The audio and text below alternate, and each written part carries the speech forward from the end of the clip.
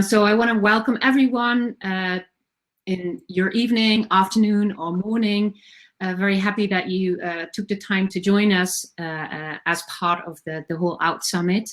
And I have a really nice group of speakers to present to you to speak on an issue that some of you may be already quite familiar with, but our speakers are going to introduce it in a little more detail, what they've been doing.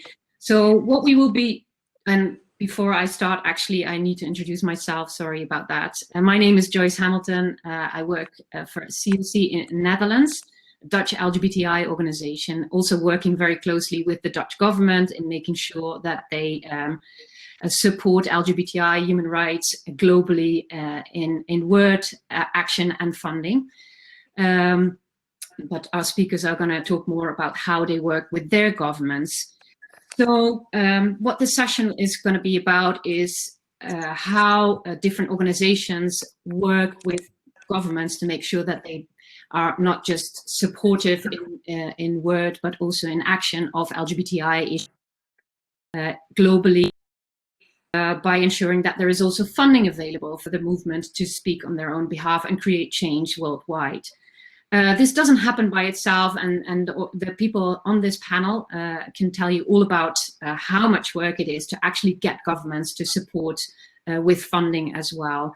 So they'll talk about strategies, but also challenges that they've come across in their work and they continue to face in trying to advance SOGIESC issues as part of foreign policy and international donor assistance. They will address also how the COVID situation has impacted on that work and whether that has shifted the way they do their work, but also their priorities. And also in what way people can engage in this type of work as well. So we'll have an hour. I'll be very strict in keeping time limits. There will be an opportunity for the audience, for you, to ask questions. We'll use the chat function for that. I think you will have experienced that in other sessions already. I would like to ask you to do that according to the KISS principle, as you all know, I'm sure, which means keep it short and simple. And that actually means translate to maximum 1 or 2 sentences question. Please don't enter long text because our panelists don't really have the time to read long texts. But the shorter it is, the easier it will be for them to integrate it into their responses to questions. So please put your questions in the chat box and then they'll take it on board while they speak, or later on in a short Q&A at the very end as well. Let me just check if there was anything else I needed to address to ask you. Yeah, and just indicate who you want to ask the question, you're asking your question to. And before going into the first question, of course, I'm going to introduce our wonderful speakers in this session, starting with Phil Oboko-Jima. She's the Executive Director of Kaleidoscope Trust, which is a UK-based organization working towards the liberation of LGBT+ people around the world. She also carries a badge of honor, a name known as Lady Phil, and I'm naming it a badge of honor because it was actually partly due to the fact that she rejected a high recommended award of the British Empire, and she did that to protest Britain's role in anti-LGBT+ penal codes across its former empire. And then last but not least, she's also the driving force and founder of UK Black Pride, as many of you will have heard of, I'm sure. The next speaker will be Maria Sjödin. She's the Deputy Executive Director of the organization that is hosting us today in this OUT Summit, Outright Action International, and based in New York. She's got 20 years of experience in LGBTI work, and also in the role of Executive Director of RFSL for up to 10 years, I think, between 2005 and 14. Pleading, that's the Swedish largest LGBTIQ organization, and in that she played a key role in making sure that LGBTI was also part of the Swedish government's foreign policy. as well as the marriage equality campaign and ending forced sterilization of trans people. And she's currently leading the development and communications team at Outright. Then I move to the next speaker, Richard Lucimbo, who has a longer name, but I haven't practiced it enough, so I apologize for not pronouncing your full name, Richard. Richard is the executive director of, sorry, I'm reading the wrong text, sorry. Richard is a Ugandan human rights activist, and he's currently the program manager of Pan-Africa ILGA. And he's a leading health rights activist in Uganda, but also Africa at large. And his work has led to more investment in programs that address barriers to HIV and health services for LGBTI and key populations in Uganda by the government, PEPFAR, and Global Fund. So well-seasoned activist. Then last but certainly not least, Doug Kerr, who is the executive director of Dignity Network Canada, which is a national coalition of 44 organizations across Canada working on LGBTI human rights globally. And he's worked closely with civil society organizations and Global Affairs Canada to launch first major funding. I'm sure he'll talk about that a little bit more in a moment. He's also teaching and is running a non-profit management consulting practice, but really nice thing that I read in his bio to end with is that he's co-owner of Glad Day Bookshop, the oldest surviving LGBTIQ bookstore in the world. People, support your locals. Keep going to the bookstore yourself. As you can see, I do it too often. So with that, I will stop talking and ask the first of the panelists to answer the first question and go into more detail on the topic. So the first question is, basically to get us sort of situated, where are you in your advocacy with your government, with your donor government? And what have your organizations advocated for? What are you currently working on with your government? I'll start with Maria, then Phil, and then Doug. So Maria, go ahead. The time will be very, very limited, but so thanks for keeping the time. I will do it the old-fashioned way. I have one for 1 minute and a smiley, a sad smiley for if it's really time to close. Thanks, Maria. Thank you so much. I love that old-fashioned papers across the virtual situation. So I thought I would just give one example. As Outright is a global organization, so we do advocacy with a lot of different governments, including around funding. And I mean, this whole panel is about the importance of doing this because we need governments to step up, and we know it's hard. And so one example of how Outright is approaching it is COVID. I'm just using it as the example because we're still in the middle of this pandemic.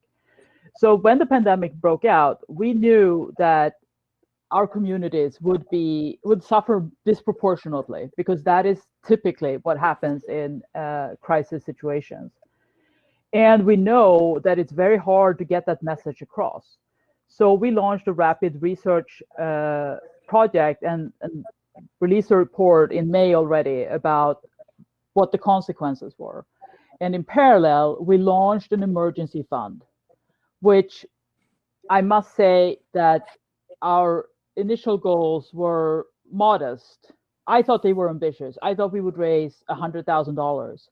But actually, to date, we have been able to raise enough funds to give out $1 million in grants to 125 organizations in 65 countries. And we are using this because, of course, it's not enough. Like the applications that we received in 3 weeks, it totaled $12 million in need.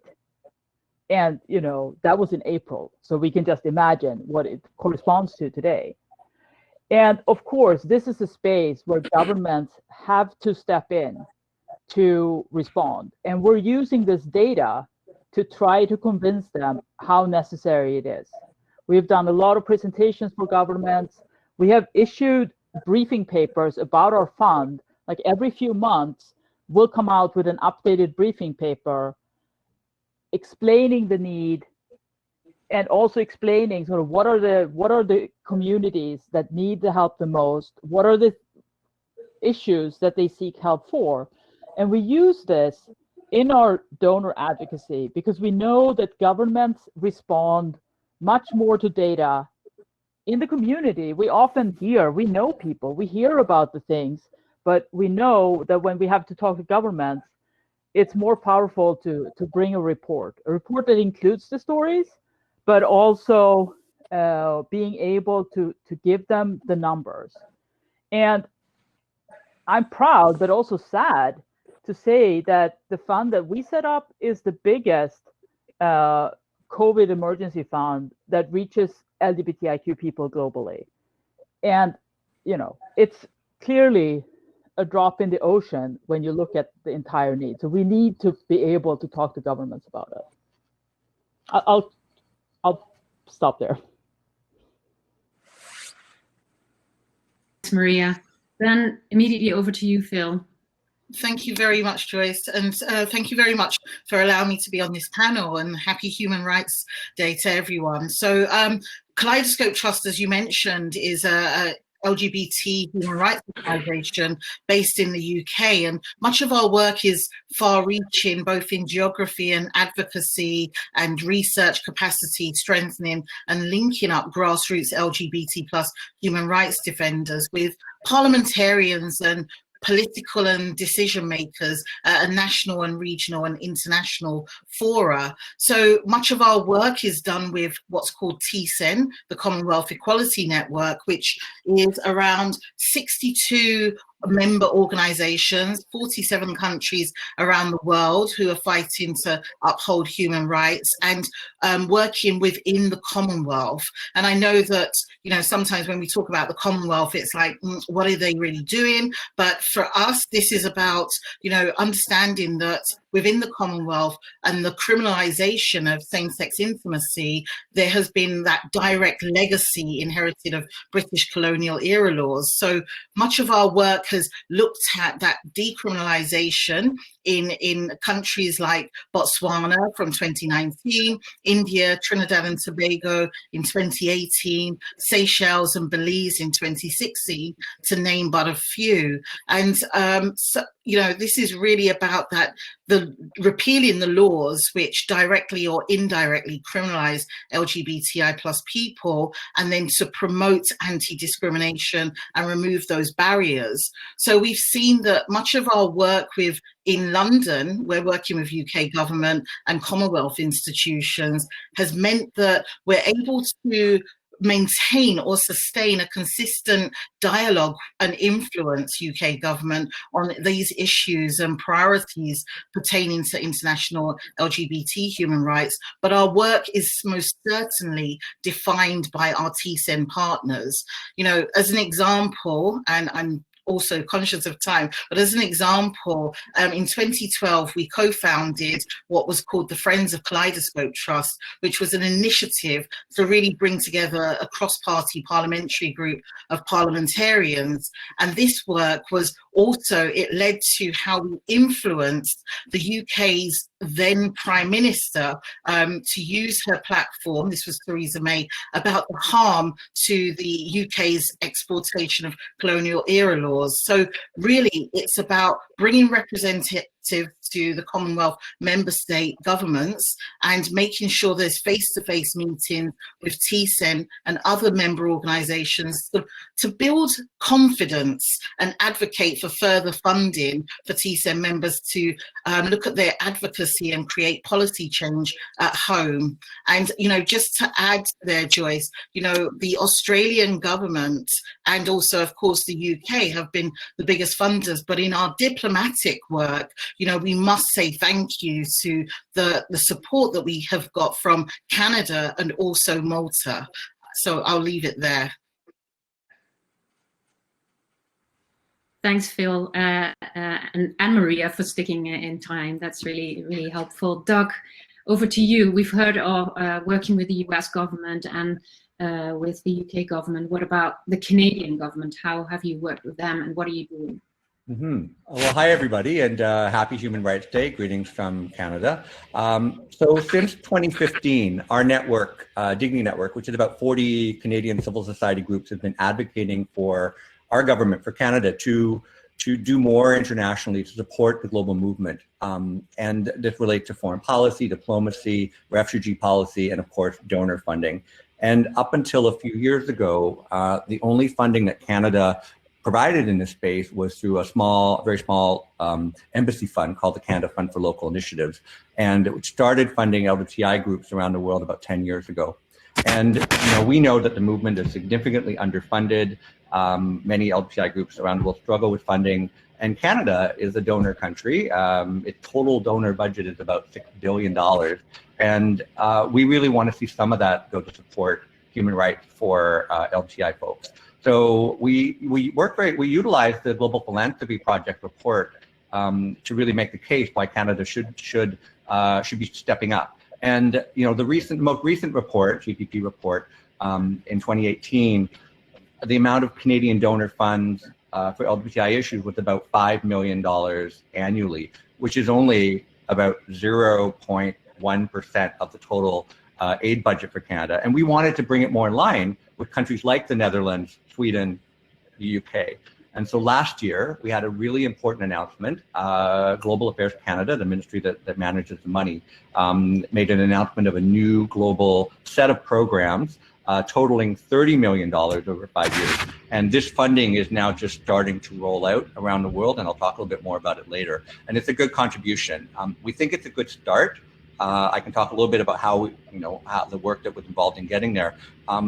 But we have a long way to go. This is just a start. I'll also say that a key area of interest for us, and I think this is very important, especially as it relates to COVID, is the longer term integration of LGBTIQ issues into other funding programs, whether they're gender equality funding programs, peace and security programs, humanitarian aid, right? Economic development. And I think that it's going to take 10 years to get there, but that's our vision. How do we integrate LGBTI issues into the whole spectrum of international donor aid?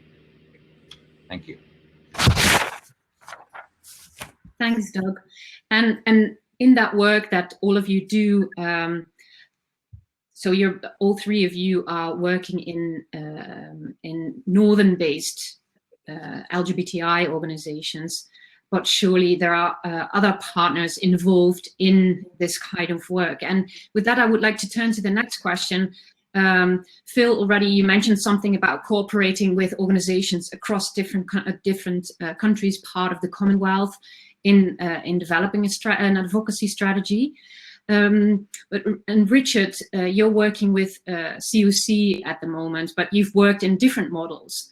So how important is working in international solidarity, but also how do you do that, and what are the different roles that activists and organizations take in this process to create accountability? Yeah, thank you so much, Joyce, for moderating us, but also my colleagues Phil, Maria, and Doug, and happy Human Rights Day. I think this is a very key component as we are looking at building an LGBTI community globally, and also appreciating the fact that within our movements, there are different levels at which we are as movements across the world. Global North has advanced. We are seeing Global South countries that are also moving. And I like the fact that we are seeing African countries that are really trying to open up to really decriminalize homosexuality. Having said that, when it comes to solidarity and also when it comes to funding, I think what's been happening more is where a lot of planning has happened in the Global North because the resources are coming from the funding countries and then coming to the Global South. So in a way that has limited in terms of creativity, but also addressing the real concerns of the different communities that we intend to support. But the shift that I'm really liking, and just as Joyce was mentioning, is where funding governments are now in a way calling upon organizations within their own countries to partner with countries in which they're interested in funding. And I think that is really trying to change in a way how we build our capacities, but also creating a lot of accountability.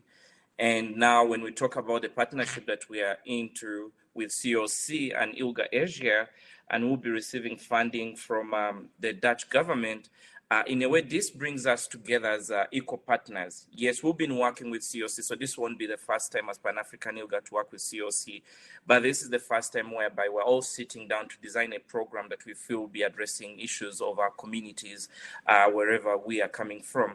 And I think that's the kind of level we should be moving to, whereby we get to the communities that we want to support or work with to have a dialogue and conversation, but also help to build these structures. Because if we have an imbalance in terms of capacity, so all the investments that we shall be doing, then they will not be actually lasting, because there are no sustainability plans and everything. So I think this form of partnerships is what we need. And those conversations should be carried forward. And I think also we must appreciate that looking at what was happening in different countries and democracies, if we do not create sustainability plans in the different countries, then the work that we have invested in will always be eroded in the shortest time period. Thank you. Thank you. And Maria, the same question to you, but then as a northern-based organization, how does that work for you in creating accountability and working in international solidarity? How do you integrate that in the work?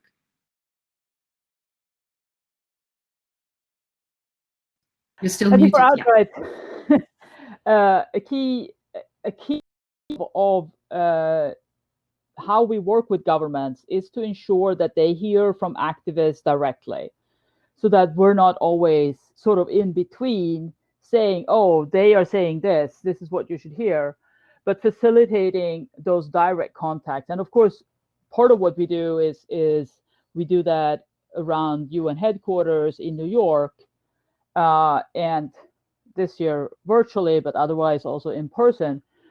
Ensuring that a lot of those meetings are happening. And of course, funding for anyone who is trying to do LGBTIQ work around the world. Funding is a key issue, and we know obviously it's something that comes up a lot. So we want to facilitate those issues. But I also want to say that sort of on the government side, I've seen enormous progress in the 15 years that I've done donor advocacy with governments. From just trying to identify a few key individuals who were even interested to hear LGBTIQ, to now knowing that there are key people sitting in governments who actually have power over money, and they have their own contacts. They know people. And also, of course, pushing for that contact to happen in country through embassy staff, making sure that there is that access to power. I think that is one of the ways that Outright works around it, facilitating access to power, because that's one part of what is needed.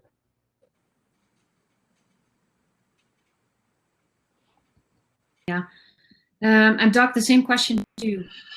Yeah, I mean, this is really, really important. You know, on one level, when we think about government dollars, I mean, they're not private dollars, they're public dollars. And so there is accountability, in our case, back to the Canadian public. But I believe that it's our responsibility as queer, trans, LGBTI civil society who are partners in this movement to really think about how we build accountability mechanisms to the movement globally and groups on the ground that are doing the work. So for us, you know, we've always tried to build in the principle of international solidarity into our work with Dignity Network right from the very beginning. You know, we've always engaged with our international partners in the design of our advocacy, our advisory committees, you know, participant when we're meeting with Canadian government officials, if we can, developing our recommendations. And so when it comes to the new funding that Canada's rolling out in 2021, I think we're really trying to encourage this approach. And Global Affairs Canada also has what's called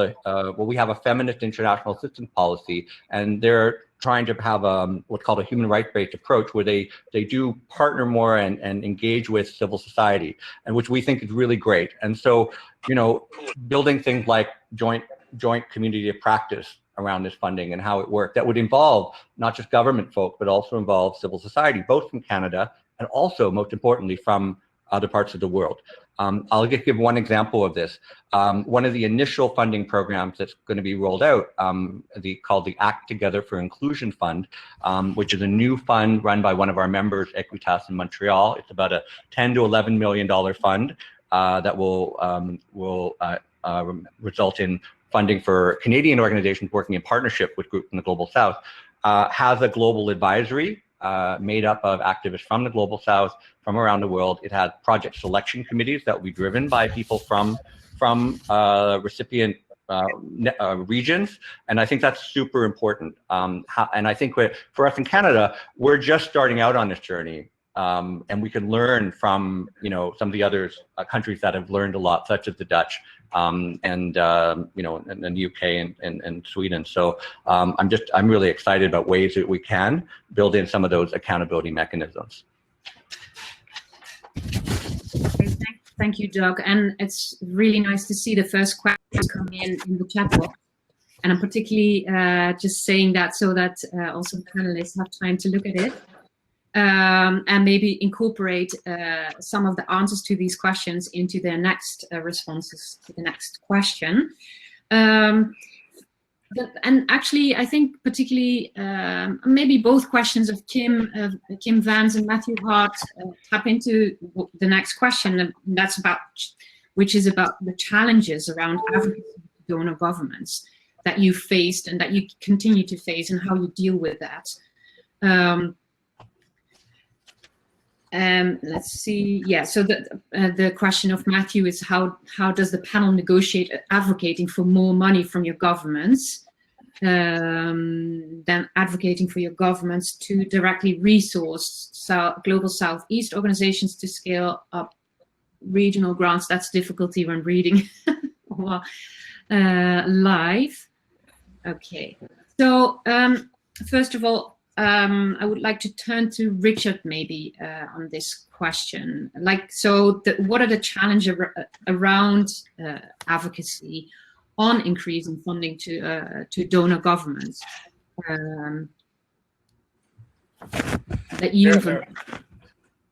Yeah, no, thank you so much, Joyce. And I really like the question that I'm seeing in the chat, and I think my colleague will be responding to that. But really, one of the things has been in terms of the kind of culture that we've built in terms of how we engage and also how we associate. And I think because we've been working with our colleagues in the funding countries in a way that has been built in a way that they introduce us to the government, and then we become that voice that speaks to the issues in real life. And I think for the longest of time that has really worked. But again, there has been a time whereby governments that have been in place have no interest in this issue or issues around human rights. And that in a way has blocked the kind of conversation. And it has also meant that our partners in the global north have ended up being on the defensive because they also have to protect their ground because of the shrinking spaces. And in a way that has left us sometimes with either no support or less attention.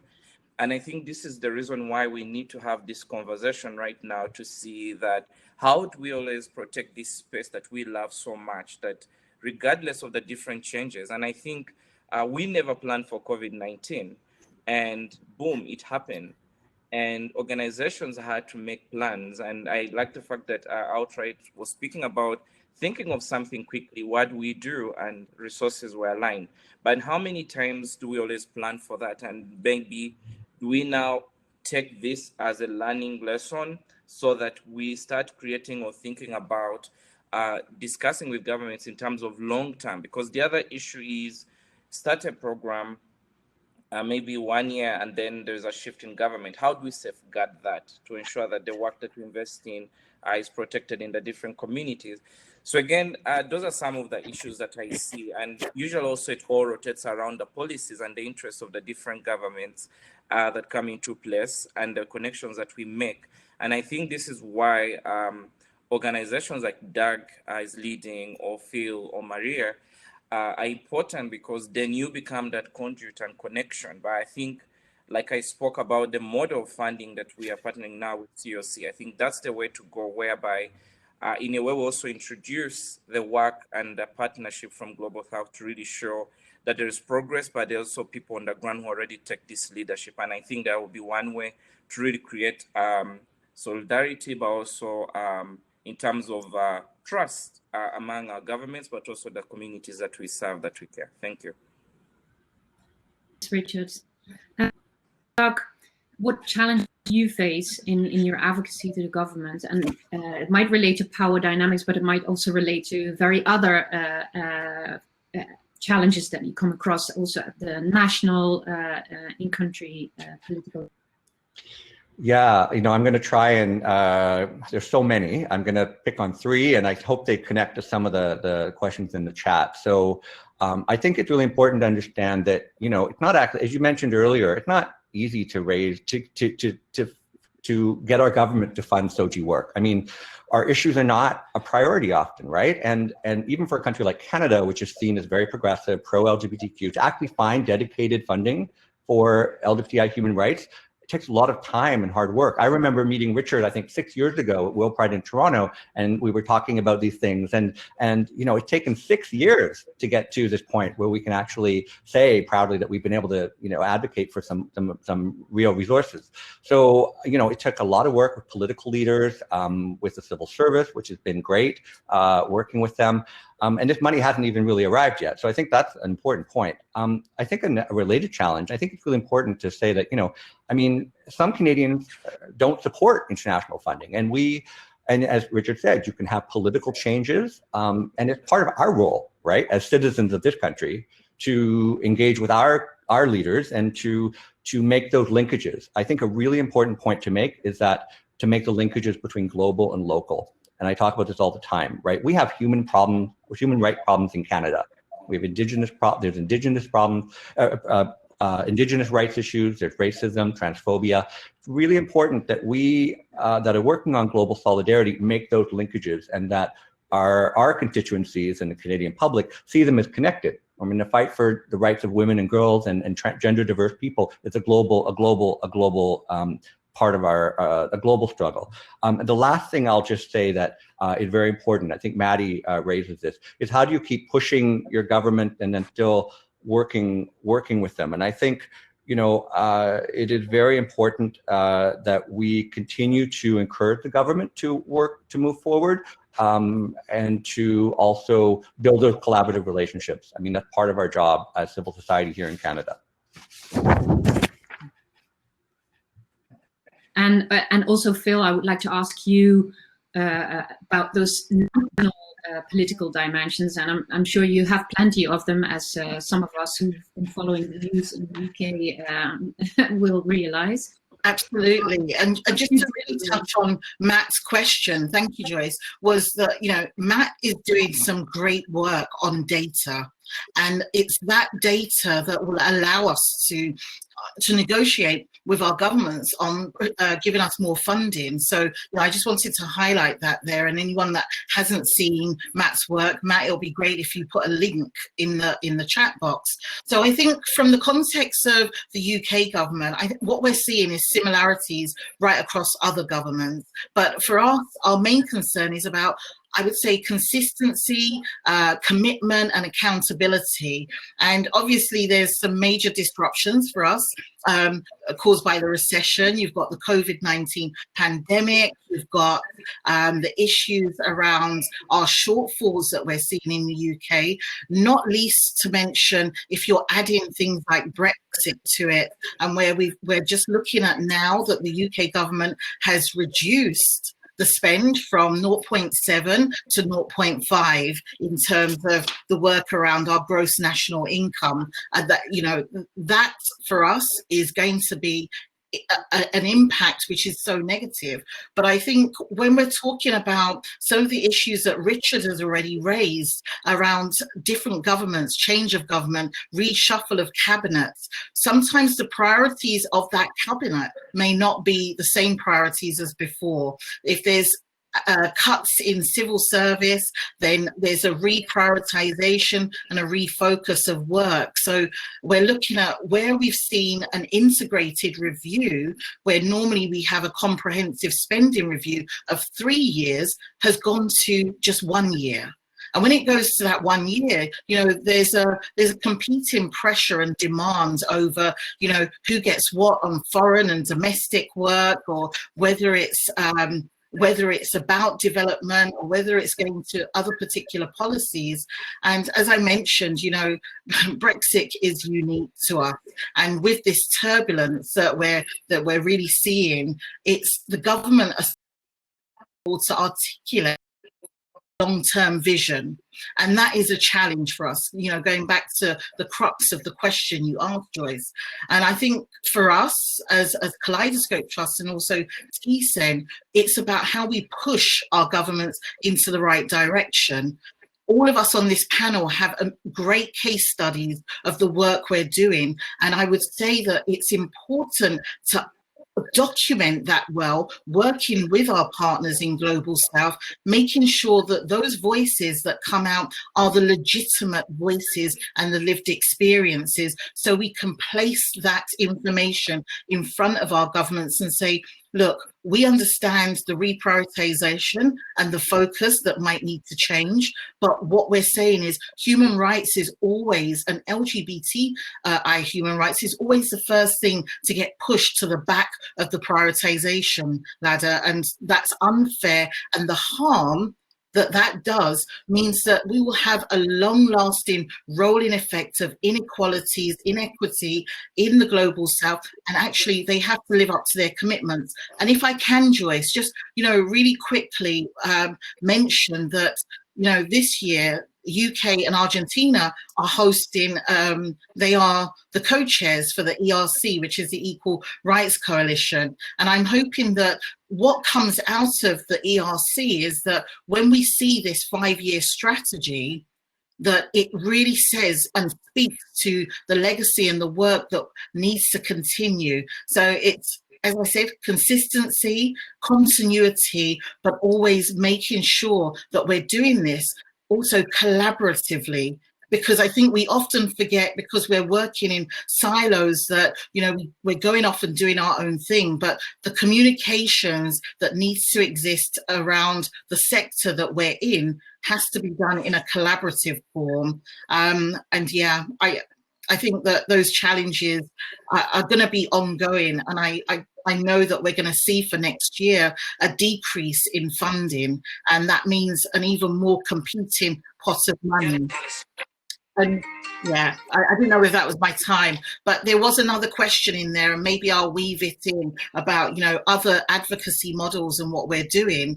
I should just mention the IPF, which is the International Programme Fund that Kaleidoscope Trust has been awarded, which means more than 70% of that money will be subgranted to our TSEN members. And the programme has been devised and developed with them because it's about the needs and the emerging needs of what our activists and human rights defenders are saying. And then there's also another funding, which is called CEP, Commonwealth Equality Programme, and that also is working with another organisation in collaborative conjunction with them to make sure that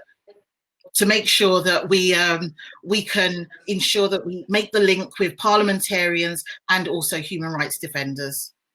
I'll stop there because I got the smiley face. Keep smiling. Thank you, Phil, and thank you for putting it so clearly in the 3 C's: the consistency, continuity, and collaboratively. And also, I want to use this opportunity to invite all of you to ask your questions in the chat box, because we have some time for a short Q&A as well. While you do that, I'll already turn to Maria to also address the question of the challenges in advocacy, because of course you're in a very interesting political context at the moment, and you've, I'm sure, have had some challenges over the past years. And how will that change? What is your outlook for advocacy, and also how have you dealt with challenges over the past years? I mean, I think that honestly, there are many big challenges that we have to face all the time. And going back to Maddie's question about sort of how to advocate for how the spending and where it's like we need to do all of these things, because we shouldn't be arguing about the small, tiny piece of the cake that is available for LGBTIQ organization and work as showcased in the DPP report. We need to make the whole pie much bigger. And this includes ensuring that the development funding that from many governments far exceeds anything available for human rights increases and reaches our communities too. So I think that is a big piece of it. But of course, also like the political climate everywhere will affect how successful we can be in any kind of advocacy. And I mean, of course, in terms of outright advocacy with the US government, we see a much brighter outlook now than we have over the last 4 years. But I mean, in terms of the funding, the US government funding for LGBTIQ issues has actually also increased over the last 4 years. So it's, I mean, one thing is like advocacy, but it's also a lot about the framing and being able to explain that if anyone is saying like leave no one behind, well, this is how our communities fit in. And I think we all know this as advocates. It's like we have to be incredibly flexible and find the right arguments to work with pretty much any kind of government. We can't just abandon something because it's suddenly much harder.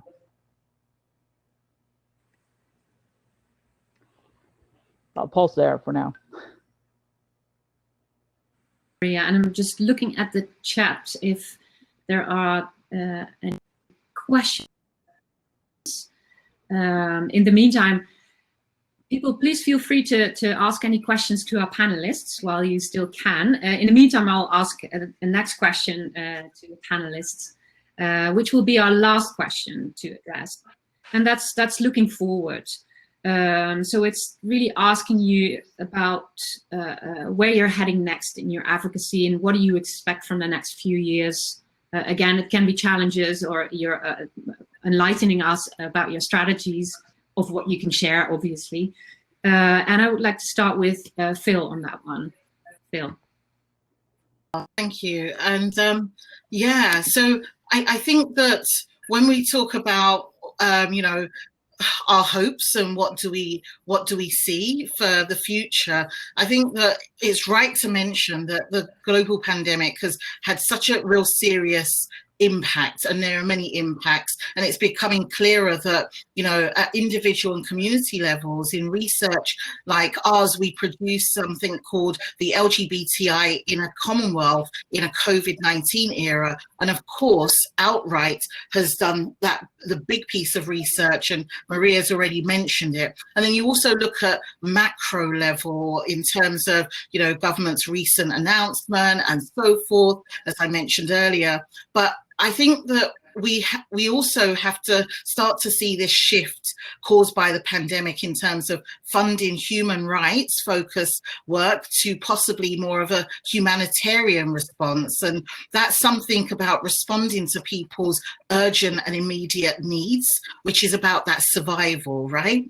And that survival means that, you know, it's not just about LGBTI, it's that intersectional level of where we take that frame and also work alongside other marginalized groups. And I think part of what I would like to see and Kaleidoscope Trust in terms of my hopes, it's about the Equal Rights Coalition. And I did mention that. And it's, for those who are on the line that don't know, it's a voluntary grouping of 42 countries which are seeking to ensure human rights and inclusive development of LGBTI people, both home and abroad.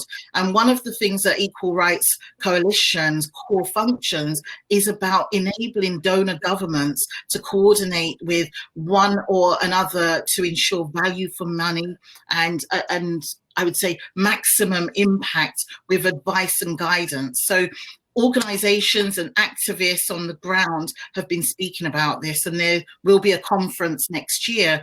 So the ERC is one of my hopes that we'll see that those member states are able to take those commitments really seriously and actively engage with the ERC on their commitments, because civil society is here and it's ready and it's waiting. And, you know, I know Doug will smile to himself because Canada had the co-chairship that was handed to the UK and Argentina. So really it's join us at this table and make sure you're working with civil society, but take your commitments seriously. And that's a big hope for me.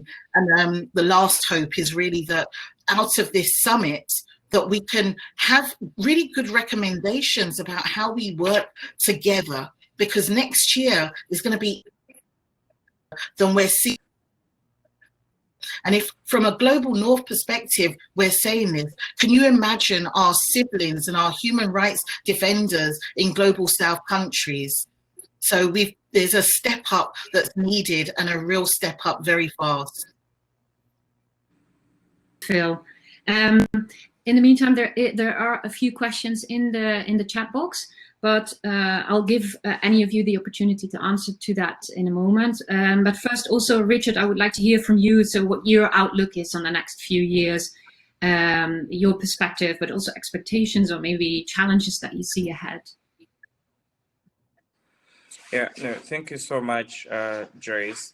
And I think if you look at the African continent and the LGBTI movement, there are so many challenges. And I think COVID-19 has really showed us that we still remain vulnerable. And we saw this when governments were institutionalizing lockdowns and the kind of human rights violations that came as a result of that. It just showed us that we still have a long way to go in terms of people having access to food, our communities being shattered, but also showing that there will be moments whereby we even have no access to our community. We saw in countries like, for example, Uganda, 20 LGBTI people were arrested, and they spent over 50 to, one of them spent over 60 days behind bars. And for the longest of time, we did not even have access to them or provide justice or lawyers. Again, I think that really showed us that the work that we do is very, very important. And we also have to devise means of how do we do this work and what's the protection, one, for the human rights defenders, but also our own community. And I think this remains a very big question that we all have to be thinking about. One, yes, we are seeing some changes in Africa where countries are warming up the community, and we see countries like Angola, Mozambique, Botswana that are really coming up. But we need to see that flame going across the different states on the continent. And I think that's a question that we really now also need to focus on. How do we work with our partners across Africa to ensure that the gains that we're making in different countries are working? The work around research, how do we support those strings of work to be going on so that we start providing evidence? And as we all know, our governments believe in statistics and numbers. So how do we support such work? And I think that's what we should also be looking at. But the other key thing is around strategic litigation. We've seen countries that have used strategic litigation that has enabled our communities to really have their rights. And I think these are some of the things that one will also have to focus on. But also, let's not forget the communities that we're fighting for. We cannot speak about human rights of LGBTI people if they are not there, or if they cannot live truly who they are. And again, this is not about coming out, but we need to look at providing spaces that people can feel okay to be who they are. And I think that also should be our focus, that we are supporting the different movements. It doesn't have to necessarily be structured, because not all countries have structured movements, but how are we supporting those other structures that may not have recognition in how we call the NGO world, like organization and what? But what about people who just want to have a cup of tea and just speak about who they are? And I think these are some of the things that I really see that we need to be focusing on moving into the future. But also I think it will be important to look at how do you diversify our work. When we talk about human rights, how do we get into other spaces that are speaking about our issues? When we talk about SDGs and LGBT, where are we? Because our governments are actually investing so much into SDGs, but where are we as a community? So again, we need to start really moving away from just doing our traditional work, which has been immensely attacked, and also start getting to other spaces they think we can be, because that's the only way we're going to really bring the issues of development, the issues of housing, the issues of access to safe water, that can only be discussed in these different forums. And I think that's where we need to go, and we need to be facilitating those conversations. And how does the future look like? And having said all that, I think it's just a path that I believe that one or the other we shall really find a path to always speak about our rights. But I can't really say that, oh, I will wake up and all the African states have decriminalized. But what I know is that the rainbow wave is on, and whatever time it will take, there will always be change. Thank you so much, Richard, and connecting it so quickly to the day-to-day challenges that also need to be addressed more broadly in the development agenda. And that's also the conversation that some of you may have seen already in the chat box as well, about inclusion of LGBTI in humanitarian operations and organizations, and the existing development mechanisms that are not working LGBTIQ inclusively necessarily. So an additional challenge that has really been brought to the surface by the COVID pandemic. There is another question from Anne Delorme on who would like to respond to the question of Anne. I can speak a little bit to Anne's question, and I'll give the Ugandan context. I have been heavily involved in Uganda in advocating for access for HIV and SRHR services, where we've worked with the Global Fund, PEPFAR, and of course our government has also been on the table because they get the funding. One of the things that we've done is most of this work is we've ensured that government from day one knows what our issues are, and so is PEPFAR or Global Fund. And the fact that we've created that distinction, it has really helped us to really show a clear line, but also creating kind of a pressure group so that it's not just one individual organization. So coalition building is really key here, that you do not become vulnerable. So let's not just go in as entities, but let's go in as a people. And because we have various voices, it will limit in terms of the attacks, but also isolating one particular group. And I think that's what we really also need to focus on, that how do we get into coalitions that are meaningful when we are engaging our governments. Thank you, Richard. Any of you who would like to have the last word on maybe this question or another question where you feel like I want to add something? That will be the very last one, unfortunately. I need to close it then. Phil, do I see you moving? I saw Maria going, and I didn't want to interrupt there. I'll be really quick. I think that Kim raises a great point, but Maria did put some comments there around, what do we do afterwards? Richard has already answered the question, but in terms of this panel is about advocacy with our donor governments. There is also something that we need to do by way of the flexibility in diversifying our funding streams. I understand, and we work so closely with our government from the UK, but I think the diversifying of funding streams in-house means that you can mitigate some of those risks. When next year there's less funding, you need money when government are unable to give you what you need, so that it can be sub-granted and given to those organizations in the global south that do need it. But that's just what I wanted to add. Bill, and with that, I'm unfortunately going to have to already wrap up this session, as also to give all of you in the audience time to move to the next session. So first of all, I would like to thank the panelists, Maria, Phil, Doug, and Richard, in the order of my screen.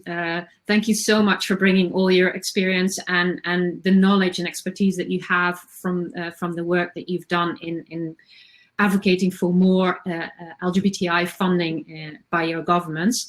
Thank you so much for bringing that to the table. Thanks to all the participants for being for being here, for making time to listen to this conversation and bringing your questions to the panelists as well. Unfortunately, we don't have time for more. And last but not least, Outright for hosting the session, for giving us space to address this very important issue and sharing this with you all. So with that, I would like to close this session, send you off to your wonderful next sessions, and have a happy Human Rights Day for the rest of your day. Thank you so much. And thank you to you for moderating. Thank you, Joyce. Bye, everyone. Thank you, everyone. See you all. Bye. Bye. Bye.